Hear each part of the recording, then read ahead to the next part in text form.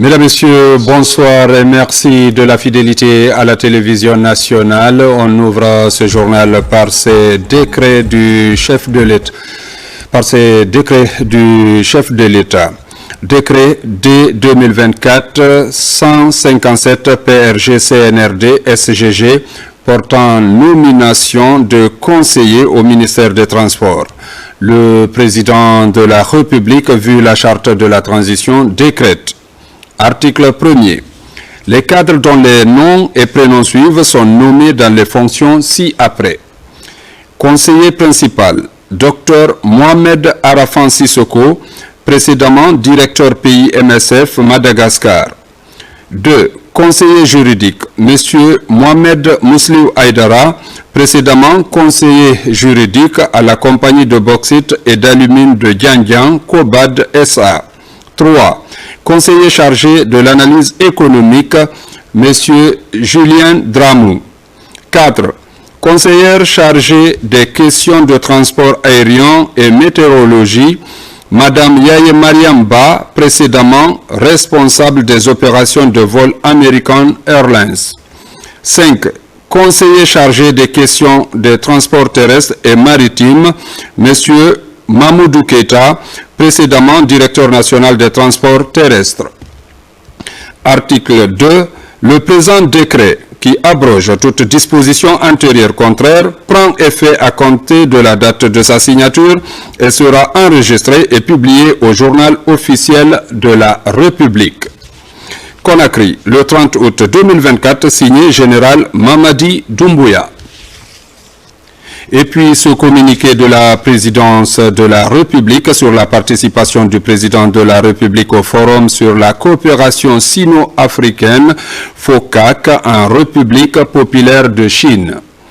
Dans le cadre du renforcement des relations de coopération bilatérale, le président de la République, chef de l'État, son Excellence le général de corps d'armée Mamadi Doumbouya, quittera Conakry ce samedi 31 août 2024 pour participer au Forum sur la coopération sino-africaine à Pékin en République populaire de Chine sur invitation de son homologue, son Excellence M. Xi Jinping, président de la République populaire de Chine.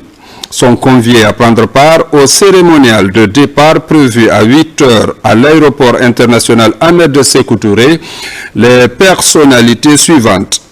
Monsieur le Président du Conseil national de la transition CNT, Monsieur le Premier ministre chef du gouvernement, Messieurs les présidents des institutions républicaines, Monsieur le ministre secrétaire général de la présidence, Monsieur le ministre directeur de cabinet de la présidence, Mesdames et Messieurs les membres du gouvernement, Monsieur le chef d'état-major général des armées, Messieurs le haut commandant de la gendarmerie nationale, Messieurs les chefs des états-majors des armées de terre, de l'air et de mer, Mesdames et Messieurs les chefs des missions diplomatiques et consulaires, ainsi que les représentants des organisations internationales, Messieurs les directeurs généraux de la police et de la douane et les conservateurs de la nature, Madame la gouverneure de la ville de Conakry, Conakry, le 30 août 2024, signé le cabinet civil de la présidence de la République. Dans l'actualité encore, le bureau de suivi des priorités présidentielles veut s'assurer de l'état d'avancement des travaux engagés par le chef de l'État général Mamadi Doumbouya au bénéfice des populations. Première étape, le chantier de construction des logements sociaux de Sonfonia. Reportage Aboubakar Junior Kamara. Pour concrétiser la vision du chef de l'État, le général Mamadi Doumbouya, un bureau de suivi des priorités présidentielles est mis en place, qui a pour mission de veiller sur les projets présidentiels.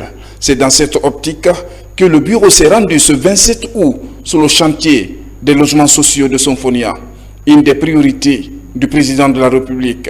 L'objectif est de constater le niveau d'avancement des travaux. Nous sommes sur le site Sonfonia à Lac. On a eu la chance de visiter deux sites. Le premier site du promoteur Kakande Imo, qui a la charge aujourd'hui de nous construire 280 logements, dont il a implanté 14 immeubles de R+4. et aussi sur le site de CEMIG Immobilier qui a aujourd'hui construit 10 villas de F4 que nous avons eu à visiter. Cette semaine, on a eu à faire la réception technique de ces 10 villas. On essaye de mieux se planifier pour qu'on puisse livrer ces logements dans les plus brefs délais. Globalement, le niveau d'avancement est rassurant après un échange fructueux avec les entreprises contractantes. Le bureau de suivi des priorités présidentielles formule des recommandations pour le respect des cahiers de charges, mais aussi et surtout le respect des délais contractuels. Nous tenons à ce que l'État puisse accompagner nos dirigeants pour que cela se fasse dans les conditions les meilleures. Parce que ce projet est très ambitieux. Il faut que nous nous inscrivions dans l'esprit de livraison des logements.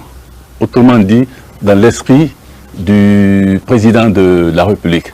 Le bureau de suivi des priorités présidentielles compte mettre en place une stratégie de suivi rapproché des projets prioritaires du président de la République. Une manière d'amener les entreprises à respecter le cahier de charges. Le bureau de suivi des priorités présidentielles s'est engagé depuis ces derniers mois à faire un suivi systématique de l'ensemble des projets majeurs qui sont dans le portefeuille présidentiel. Et aujourd'hui, on se réjouit un peu de l'avancement de ce projet des 10 000 logements sociaux. C'est une priorité absolue pour le chef de l'État. Donner un toit à chaque Guinéen est un engagement politique fort de M. le Président de la République. Le chantier des logements sociaux de Sonfonia évolue à la satisfaction du maître d'ouvrage. Plusieurs bâtiments sont sortis des terres et l'espoir est grand quant à la finition des travaux. Développement encore avec l'émergence du port autonome de Conakry qui est au cœur des priorités. Une assemblée générale constitutive de la communauté pour le développement du secteur s'est tenue hier à Conakry.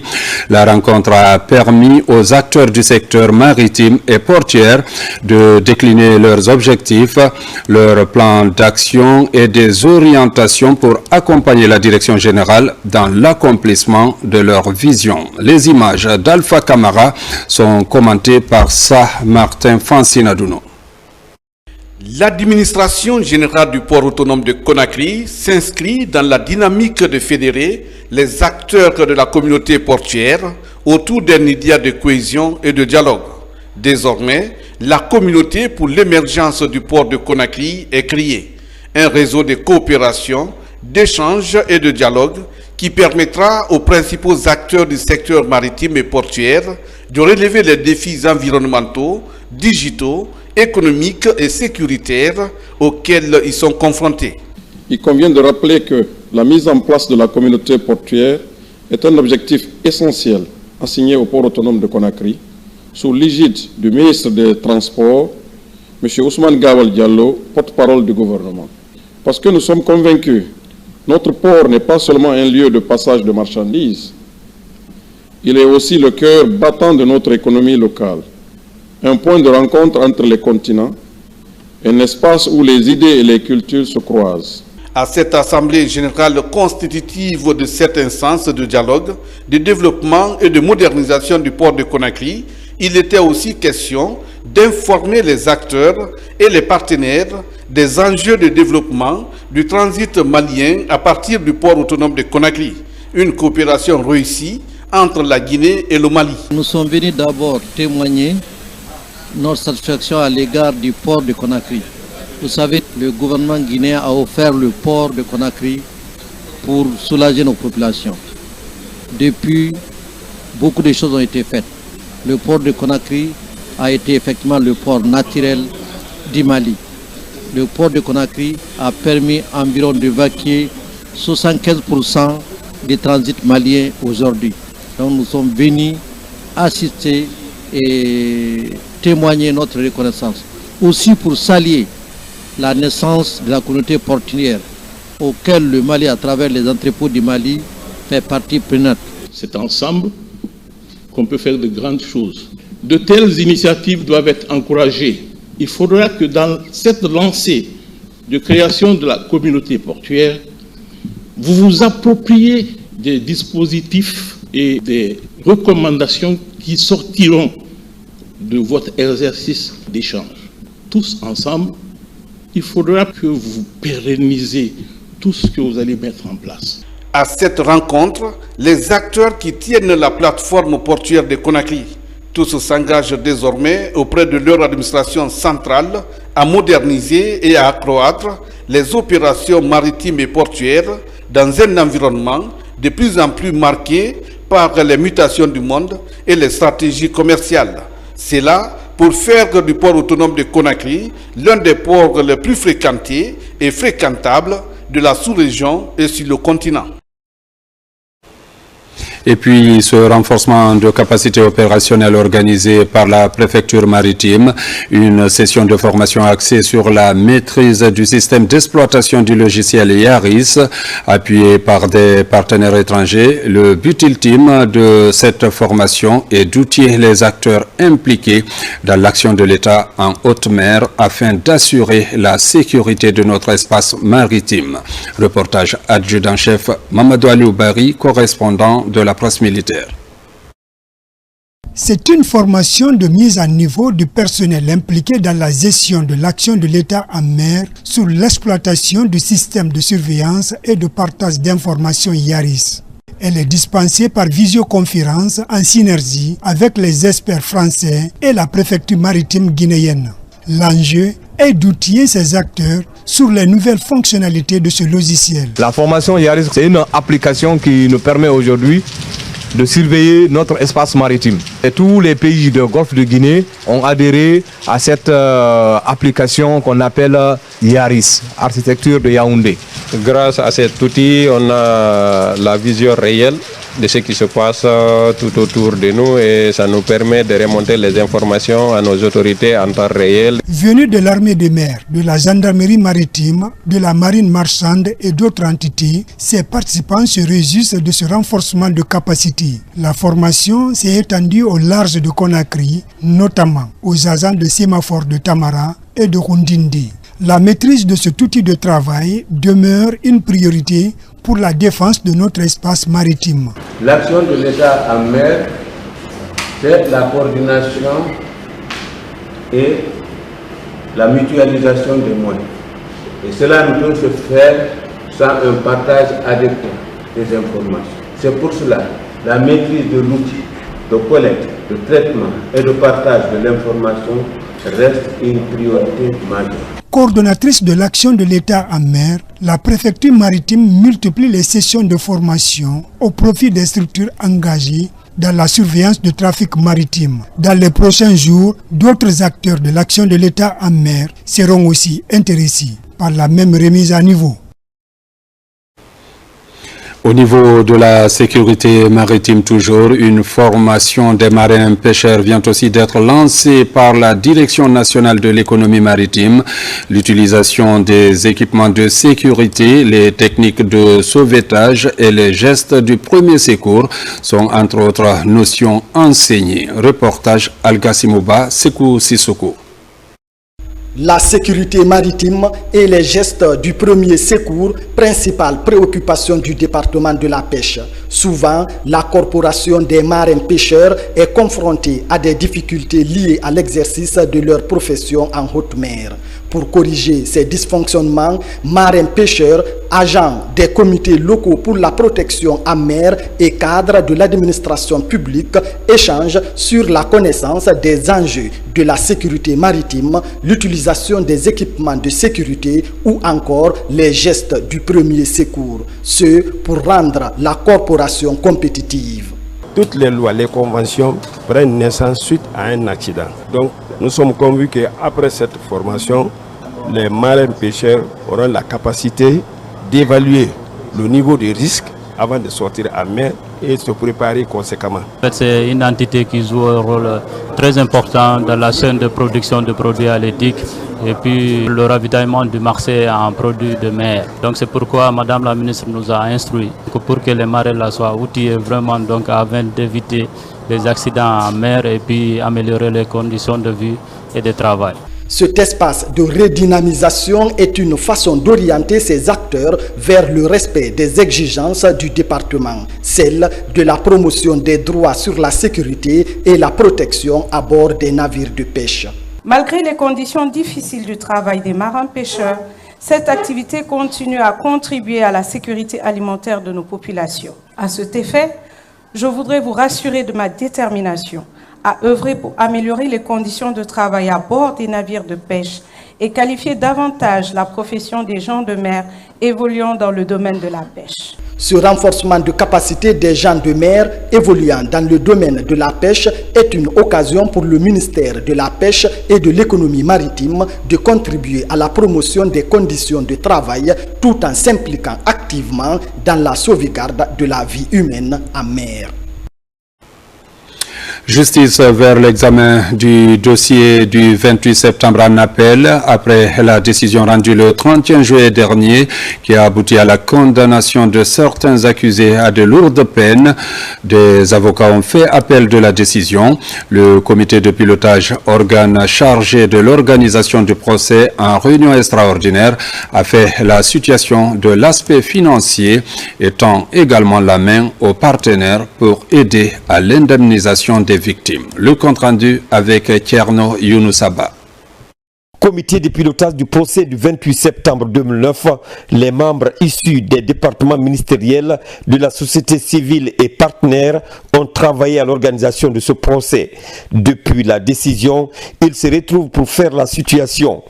À l'ordre du jour, la présentation et validation des activités allant du 17 septembre 2017 au 31 juillet 2024, le tout suivi du rapport financier.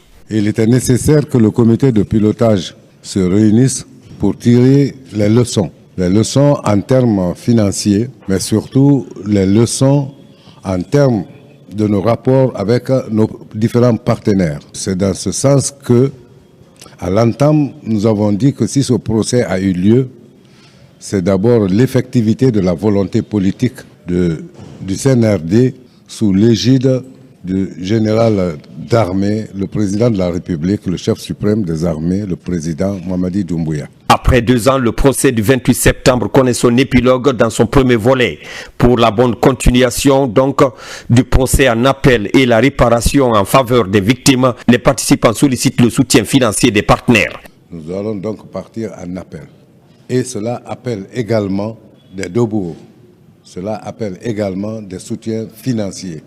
Au vu des résultats auxquels l'on a abouti, résultats qui ont été applaudis aussi bien par la communauté nationale qu'internationale, nous en appelons à l'accompagnement toujours de nos partenaires sur lesquels nous avons fondé beaucoup d'espoir. Après la réunion du comité technique, le comité de pilotage tire les leçons de la gestion du procès à toutes les étapes. Il s'agit d'impulser la transparence dans l'organisation de ce procès. Dans l'actualité encore, la RKS Radio Kaloum Stéréo a procédé à une remise de satisfecit aux personnalités qui ont marqué leur passage au sein de ce médium.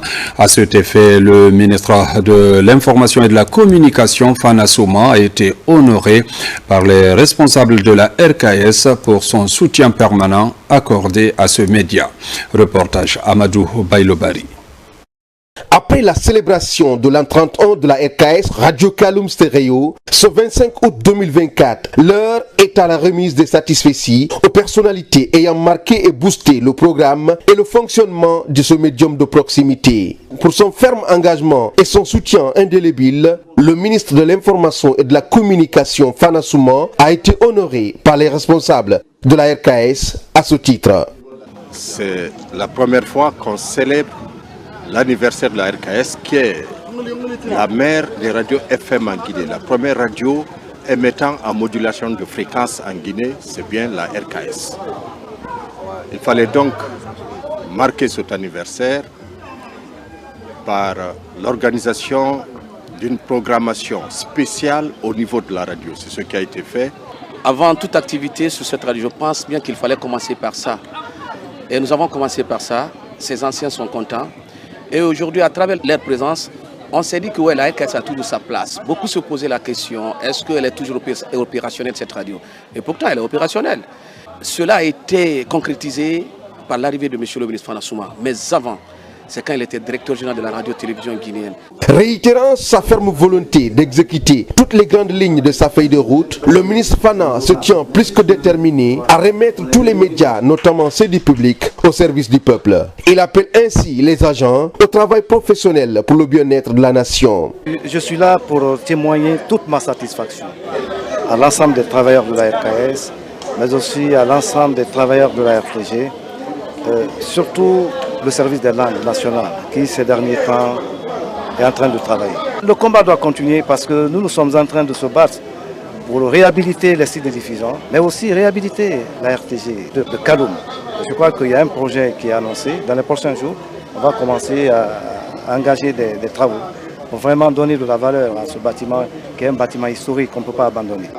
Étant parmi les premières radios du pays qui s'inscrivent dans le cadre de favoriser l'épanouissement et l'émancipation des Guinéens, la RKS est aujourd'hui dotée d'un équipement moderne et d'un émetteur lui permettant de couvrir tout le Grand Conakry désormais. Un contenu de programme bien enrichi est acheminé pour ravir ses auditeurs. Le ministre Fanasouma compte également réveiller les autres radios à l'intérieur du pays. Volet agriculture de ce journal dans la dynamique de professionnalisation des activités des acteurs impliqués dans l'agriculture. Plusieurs motos et matériel informatique viennent d'être mis à la disposition des techniciens agricoles. Un appui de l'Agence française de développement à travers le projet de développement du bassin arachidier de Dabola. Il vient améliorer la mobilité des techniciens agricoles pour une bonne prestation de service. Reportage Souleymane Kaba, Marwan Kamara. À l'ombre de cette montagne, dans la région administrative de Dabola, se trouve le siège du quartier Dabola-Koro, l'une des zones d'intervention du projet de développement agricole du bassin arachidier de Dabola. Ici, des motos, des mobiliers de bureau et du matériel informatique sont mis à la disposition des techniciens agricoles. C'est un soutien du ministère de l'Agriculture et de l'Élevage à travers l'Agence française de développement AFD. Il faut remercier les bailleurs de fonds qui sont l'AFD, mais aussi le ministère de l'Agriculture, mais aussi le président de la République qui ont permis l'achat de ces équipements aujourd'hui qui sont mis à la disposition de ces conseillers agricoles afin de faciliter leurs activités sur le terrain. Le PEDABAD s'inscrit parfaitement dans la politique sectorielle du département, aussi dans la vision du président de la transition, le général Mamadi Doumbouya. Les activités déjà exécutées par le projet ont suscité assez d'espoir et sa stratégie d'intervention est plus que rassurante. Ces mesures d'accompagnement viennent renforcer les capacités opérationnelles des conseillers agricoles afin de booster la productivité dans les zones d'intervention du projet PEDABAD. Doter les conseillers agricoles en engins roulants, en matériel informatique, doter la direction d'un bureau et d'outils informatiques, tout ça pourquoi? Pour l'atteinte des objectifs. Et je pense que leur détermination pour l'atteinte de ces objectifs nous pousse, nous motive et nous détermine encore de plus à nous engager. Les motos qu'ils ont reçus ce soir, ça peut leur permettre d'aller dans les coins et les recoins de Dinguiraï pour pouvoir toucher de doigt tout ce qui se passe et conseiller les agriculteurs. Par ces outils informatiques, ça va nous permettre vraiment de passer les informations à temps et de prendre à bras de corps les informations et comment les traiter. À travers le projet de développement agricole du bassin arachidier de Dabola, l'Agence française de développement AFD accompagne plusieurs unités de production familiale en Guinée. Une manière d'apporter son expertise pour l'atteinte de l'autosuffisance alimentaire. À concourir dans la préfecture de Mamon, l'heure est à la restauration des berges des cours d'eau menacés par les actions anthropiques. Le ministère de l'Environnement a entrepris une vaste campagne de reboisement des berges de ces cours d'eau. L'opération est pilotée par l'entreprise Cansec BTP, appuyée par les services des eaux et forêts de Mamon. Compte rendu Mamadou Patebalde.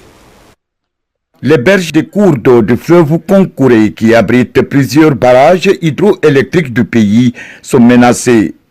dans le souci de protéger ces écosystèmes fragiles ainsi que la biodiversité, le ministère de l'Environnement et du Développement durable, à travers l'entreprise Canset BTP, vient de procéder au lancement d'une vaste campagne de reboisement de 20 hectares d'espèces à croissance rapide dans ces lieux. Concouré abrite les barrages et ces barrages la fournissent de l'électricité. Tout dernièrement, on a vu la diminution du débit du fleuve Concouré.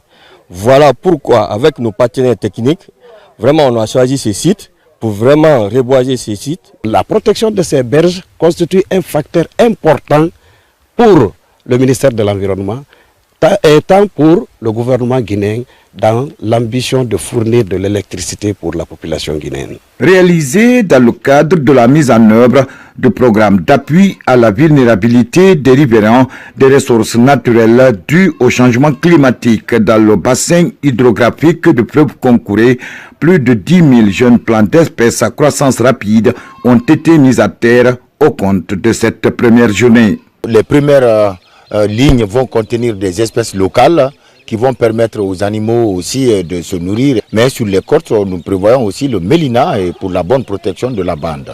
Tout le monde a vécu une saison sèche très ardente cette année et le réchauffement climatique. Si nous recevons aujourd'hui l'appui du gouvernement et des projets pour le reboisement. Dans les préfectures de Mamou et de Kindia, il est prévu le reboisement de 100 hectares d'espèces à croissance rapide.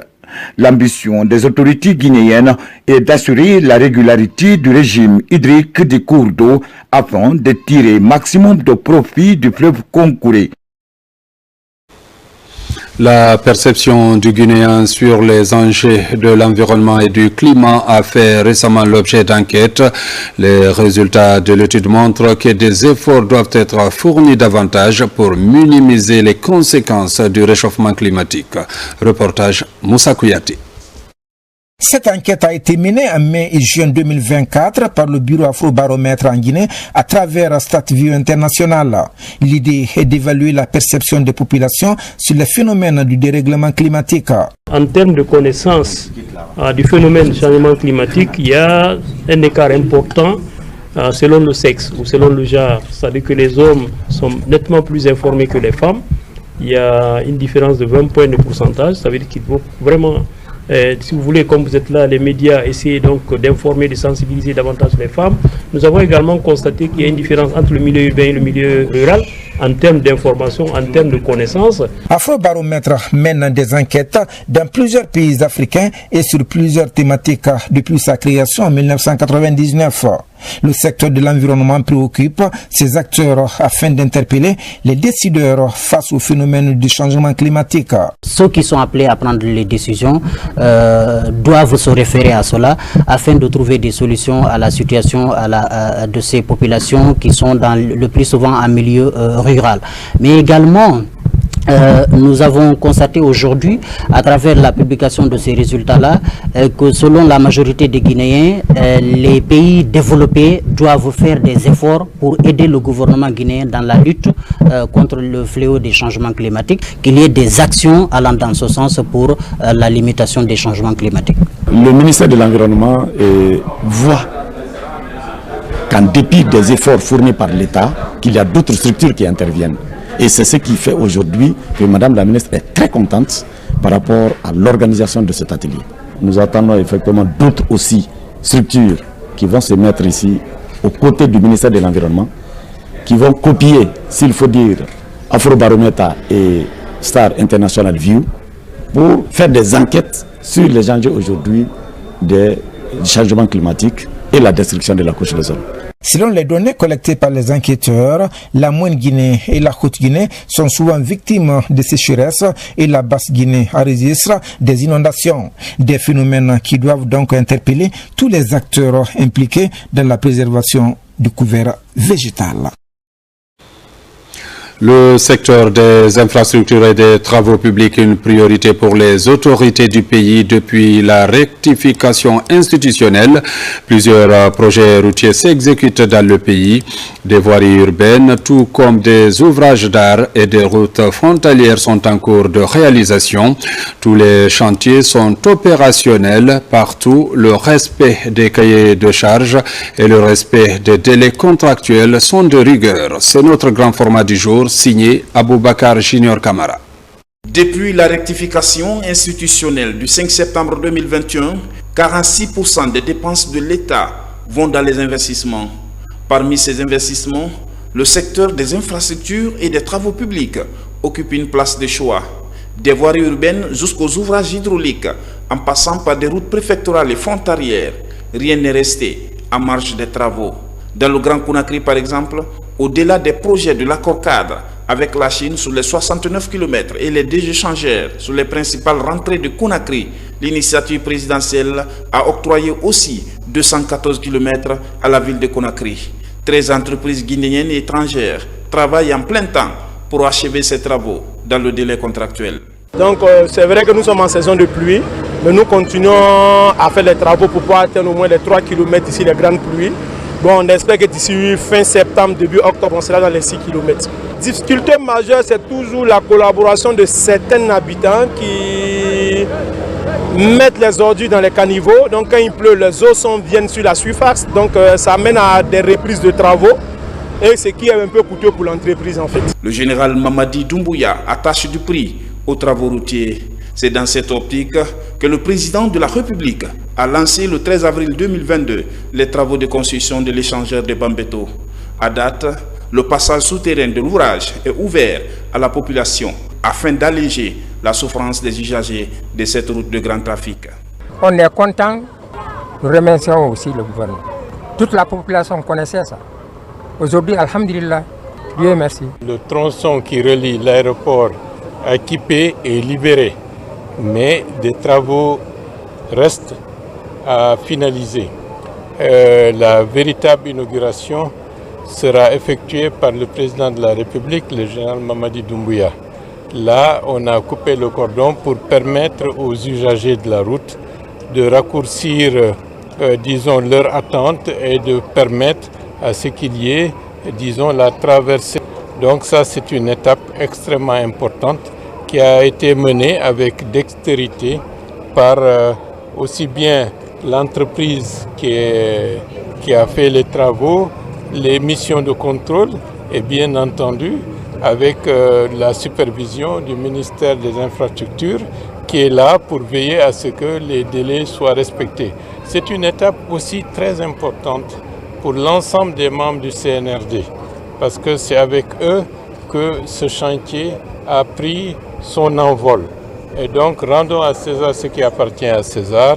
C'est un grand point qui a été décerné ainsi au général de corps d'armée Mamadi Doumbouya, qui est le président du CNRD et en même temps chef de l'État, chef suprême des armées. Donc c'est très important qu'à travers ceci, que les populations se rendent compte que la refondation, la transformation positive du pays, ce n'est pas un vain mot, c'est une réalité. Autre initiative du président Mamadi Doumbouya est la construction de la suite de la route Le Prince entre Kagbele et Kouria pour 26 km. Une route qui va désengorger la municipalité de Koya sur la route nationale numéro 1.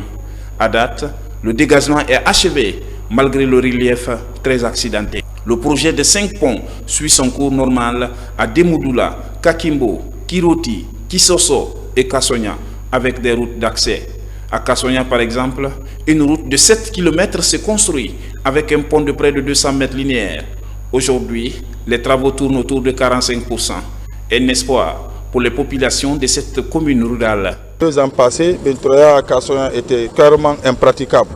Depuis l'arrivée de ce projet de réalisation du pont de Kassonia et ses accès qui concernent Bentroya, on a énormément d'avantages parce qu'ils ont fait des canalisations. Le travail avance quand même à grands pas. Malgré l'arrivée de l'hivernage maintenant là qui vraiment freine le travail. L'initiative présidentielle touche aussi les villes de l'intérieur du pays. 11 villes reçoivent leur premier bitumage depuis leur création. Là où s'arrête la route, s'arrête le développement. Là-dessus, à tous les niveaux, une reconnaissance citoyenne, pleine d'émotions, est adressée au général Mamadi Doumbouya. Je pense que toutes les entreprises ont eu à prendre des engagements vis-à-vis de monsieur le ministre des Infrastructures et des Travaux publics afin de terminer un certain nombre de kilomètres avant le 31 décembre.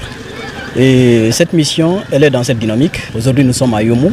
Nous avons constaté que les travaux, en grosso modo, les travaux qui sont réalisés, quand même, sont réalisés dans les règles de l'art. Et également aussi, on a intimé aux entreprises de respecter les délais selon le contrat. Les ouvrages hydrauliques, comme le pont sous la Sumba à Doubreka, le pont unique de Tanene, sans oublier le pont de Sankarani à Mandiana, qui désenclave aujourd'hui le Grand Ouassoulou. En Conseil des ministres, il nous a instruit à mon département de mettre tout en œuvre pour le respect des délais contractuels. Et mon cabinet ainsi que la CGP, la mission de contrôle resteront mobilisés. Vous allez me voir, Inch'Allah, très souvent à la baie ici. Donc on fera beaucoup de missions inopinées et j'ai confiance aussi à CRBC. C'est une société qui a déjà fait ses preuves sur le tronçon Koya Mahmoud Dabola. Aujourd'hui, c'est une des sociétés attributaires de ce tronçon. Je reste convaincu que mon département restera résolument engagé dans le suivi rapproché de la réalisation de ce projet. Les perspectives du département des infrastructures et des travaux publics sont grandes. Parmi elles, le projet de construction des échangeurs de Koza et de Hamdallah, la route Hamdallah-Symphonia en 2x2 voies, la construction de la route Boké-Kébou avec un pont sur le fleuve Tingilinta et la construction de la route Labé-Mali longue de 107 km avec ses ouvrages de franchissement. Tenue de la première session de l'année 2024 du Conseil d'administration de la SOGIPA, la rencontre a permis de proposer d'examiner le projet de budget 2024 et de poursuivre les investissements pour aider cette entité à jouer son rôle de locomotive du développement dans la région forestière. Déjà, en termes d'acquis, la construction de l'usine de caoutchouc avance à grands pas. Fodé Camara. Société guinéenne de palmiers à huile et d'EVA, la SOGIPA s'inscrit dans une dynamique de réorientation stratégique par le toilettage des textes et la mise en œuvre de tous les instruments de gouvernance. Une vision d'obligation de résultats suivie à la loupe par les membres du conseil d'administration et les autorités du ministère de l'Agriculture et de l'Élevage. La principale feuille de route est de conforter la dynamique de relance pour préserver des milliers d'emplois. La SOGIPA est notre partenaire commun. Elle emploie près de 4000 travailleurs directs et 10 000 travailleurs indirects. Elle favorise le développement économique et social de la Guinée en général et de la région forestière en particulier. Elle est également un instrument qui permet de lutter contre la pauvreté dans ces différents milieux. C'est pourquoi son Excellence le général de corps d'armée Mamadi Doumbouya, président de la République, chef suprême des armées, veille sur tout ce qui se passe et compte sur l'ensemble des intervenants, surtout nous, en notre qualité de tutelle technique et vous, en votre qualité d'administrateur, en vue de faire de la SOGIPA une entreprise compétitive et prospère au plan national et sous-régional. À ce titre, l'expertise de chacun et de chacune de nous est vivement sollicitée pendant cette session pour aider la SOGIPA à se relever, se tenir et avancer vers le succès pour le bien-être de la population de Yomou en particulier et pour la population guinéenne en général. Dans la région forestière, le deuxième semestre de l'année 2024 s'annonce avec une étape charnière pour la SOGIPA, une société basée à Yomou dans les communes rurales de Guéké et de Bignamou. Une agro-industrie portée depuis des décennies par le binôme plantation familiale et industrielle. Au niveau des plantations familiales, là il y a assez de progrès. Il y a l'extension de ces plantations. Et au niveau des plantations industrielles, reconnaissons bien, la société a des difficultés. Et la nouvelle direction est venue trouver ces difficultés-là que nous cherchons à gérer. Donc, mais avec le conseil d'administration d'aujourd'hui, on a pris assez de bonnes dispositions. Les grandes recommandations portent toujours autour des 12 points qu'on a examinés, notamment l'examen et la validation du projet de budget de 2024. Il y a eu un diagnostic qui a été fait sur l'organisation et le fonctionnement de la SOGIPA. Fleuron de l'agro-industrie en Guinée, la SOGIPA se relève avec des investissements d'envergure à l'image de la construction de la nouvelle usine de caoutchouc. Un chantier mis en œuvre pour accélérer la cadence de traitement du coagulum, ceci pour plus de valeur ajoutée. Nous avons une unité de traitement de caoutchouc qui avance à grands pas, le hangar est presque fini, les équipements sont embarqués et certainement seront là au mois de mi-octobre. Donc c'est une très belle avancée. Et de l'autre côté, nous sommes en train de faire une finalisation de l'hévéaculture en Guinée. Nous avons déjà identifié toutes les plantations au niveau national. La géolocalisation a été faite, le géofinancing a été fait à tous les niveaux. Donc nous sommes en train d'aller vers une avancée extrêmement importante dans le domaine de l'hévéaculture. Le premier accompagnement que nous avons avec l'État, c'est la volonté politique. Monsieur le Président de la République, le général Mamadi Doumbouya, vraiment résolument engagé à aider la SOGIPA. Il a en fait une affaire personnelle, il veille vraiment sur la SOGIPA. Donc déjà, on a un soutien très fort de l'État. La société guinéenne de palmiers à huile et DVA est la seule entité agro-industrielle de sa génération qui résiste encore après plus de 37 ans. Une longévité à préserver à tout prix. Là-dessus, l'une des recommandations du conseil d'administration est de poursuivre les travaux de réalisation de la nouvelle usine de caoutchouc, mais aussi continuer à entretenir les organes vitaux de l'huilerie. Religion à la paroisse Saint-Michel de Koléa, une messe d'envoi des pèlerins chrétiens désignés pour la Côte d'Ivoire s'est déroulée hier. Les autres fidèles chrétiens se sont mobilisés pour partager des moments de communion et de grâce avec les pèlerins. Des prières et bénédictions ont été formulées pour la réussite de ce voyage de croyance et de piété sur le sol ivoirien. La messe était présidée par l'archevêque coadjutateur de Conakry. Reportage Mohamed Lamine Kamara. Ici, à la paroisse Saint-Michel de Koléa, ils sont nombreux ces fidèles chrétiens à venir partager ce moment de grâce et de communion avec leurs frères et sœurs désignés pour le pèlerinage marial international en Côte d'Ivoire. Cette messe d'envoi des pèlerins est pleine de foi et de croyance. Ce pèlerinage, qui va être effectué par plus de 60 fidèles chrétiens, est bien un chemin de fraternité. Tel est le sens de l'homélie de l'archevêque coadjuteur de Conakry. Le pèlerinage est à la fois un itinéraire d'approfondissement de sa foi, une démarche de conversion commune et individuelle. Pendant ce pèlerinage, et surtout dans la basilique Notre-Dame de la Paix de Yamoussoukro, n'oubliez pas, frères et sœurs, de prier intensement pour notre pays et pour ses dirigeants. Priez pour la paix en Guinée, priez pour la paix et la cohésion sociale, pour la paix dans nos familles et dans nos communautés. Ce voyage de pénitence va s'étendre sur une vingtaine de jours. Un long périple attend ces fidèles chrétiens pèlerins guinéens sur les sols ivoiriens. Faisons presque la plupart des grands sanctuaires de la Côte d'Ivoire. Amma, déjà, c'est le sanctuaire de Béthanie où nous serons logés là. C'est là où le pèlerinage va commencer. Et le dimanche, nous serons à la cathédrale Saint-Michel, Archange de Ma. Nous aurons 2 jours à Ma et quand nous allons quitter Ma, nous allons partir à Issia. Issia, c'est aussi un sanctuaire où se trouvent les religieux. C'est un endroit très clos et très paisible, très vivant.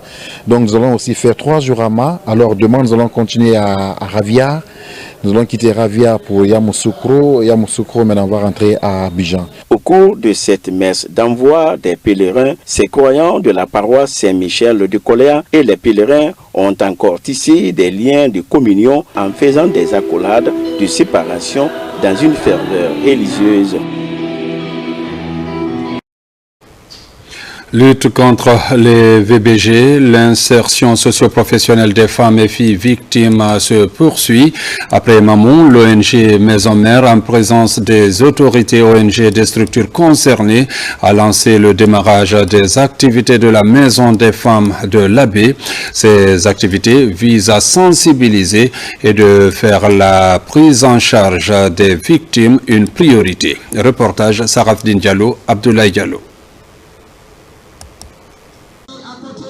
À travers ce tournoi de football doté du trophée lieutenant-colonel Arsène Talla Martin, l'association des jeunes pour la renaissance du Badiar attire l'attention des autorités sur les actions à mener pour le développement de Yukunkun. C'est également une manière d'encadrer et d'inspirer les jeunes de la localité. Nos attentes, c'est d'inviter les jeunes de Yukunkun à être plus soudés que jamais. À travers ce tournoi, eux-mêmes, ils ont compris qu'ils ont des frères et sœurs qui sont ailleurs, qui pensent à eux. Nous nous projetons vraiment dans la sensibilisation et surtout dans la formation. On va beaucoup s'accentuer sur l'éducation. Je demande aux jeunes de Yukunkun la façon dont ils ont débuté. Je préfère qu'ils continuent la même chose. Si toutefois toutes les préfectures font la même chose, franchement, je pense que c'est bien. Chaque année, nous allons continuer comme ça. Et c'est la paix que nous souhaitons aujourd'hui dans ce pays-là. Sans la paix, on ne peut rien faire. Après 3 semaines de compétition âprement disputées entre les 6 districts, les équipes de Chirac et Ourak se retrouvent en finale. Dans ce match, les jaunes se montrent plus ambitieux avec des occasions créées. Ils finiront par les concrétiser en menant 1-0 qui reste le score final. C'est un honneur pour Ourak, c'est une victoire vraiment nous méritons pour cette finale. D'encourager les organisateurs qui ont pris la main de venir ici vraiment pour donner la joie à Yukunkun. Le football c'est comme ça, je vais essayer encore de faire quelque chose dans le 3e édition, Inch'Allah.